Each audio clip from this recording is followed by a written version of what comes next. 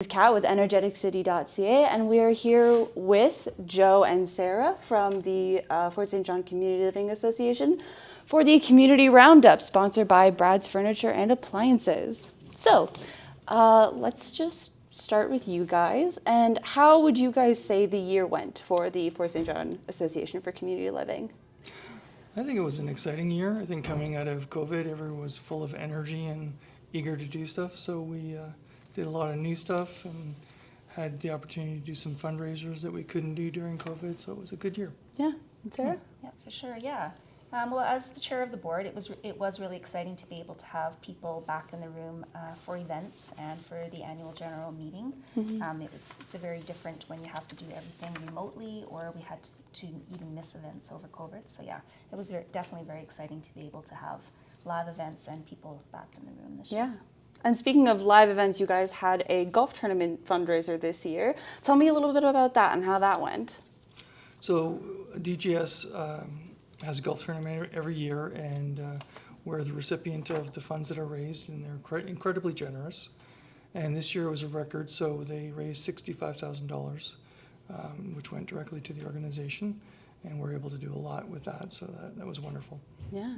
And did either of you guys attend the event at all? We did. We did, Yeah. We helped out with the event, and we drove people around in golf carts, and yeah. You guys golf yourselves at all, or just kind of the first time trying it out?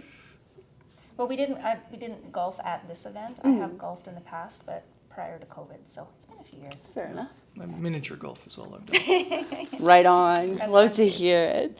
You guys did a lot this year, it looks like. Also heard you were included or almost included in a film for BC Inclusion.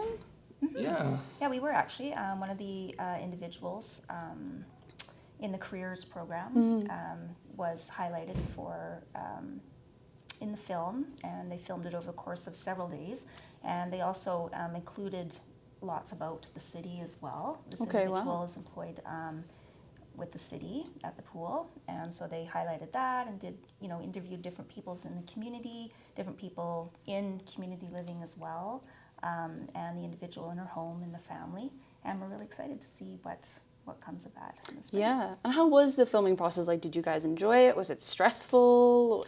Mix of two? It was a group of young guys that came up, and they were phenomenal. Like, you could tell they were very passionate about what they're doing, and they're very passionate about just helping get the word out there that people with diverse abilities are normal people with normal lives, especially within their family home, and building on that more and more in the community. I think we live in an exciting time where society is becoming more aware of people with diverse abilities and wanting to include them in the community. So I think we're excited to see what the film will accomplish. Great. And you mentioned sorry. We think it'll be out in April. Okay. So We'll keep an eye out for April then. yeah. And you guys mentioned the employment program. How did that go in 2022? That was good. We have a lot of awesome employers in the city who continue to employ the people we support. It's a great community. It's a generous community. So the employment program is flourishing. That's awesome. And then looking forward into 2023, do you guys have any big plans, big goals for the upcoming year? For sure, yeah. I think the one that we're most excited about is we want to move forward with a new building. We've needed new space for quite a while. We've outgrown this space. The association celebrated 60 years a few years ago.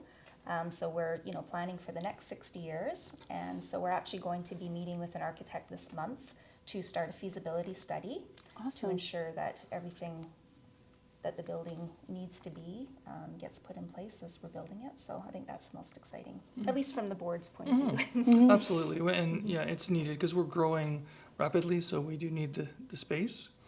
Another thing that we're doing this year in partnership with Urban Systems is we're doing something called a Hero Dash. Okay. So we're just getting organized. We don't know the timing yet, but it'll be an event where individuals that are in service are the heroes, their supporters are their sidekicks, and we'll have a little obstacle course. We'll do costumes. It's going to be a fun community event, and I think something nice to break up the winter, and we'll certainly publicize it more when we have a date set.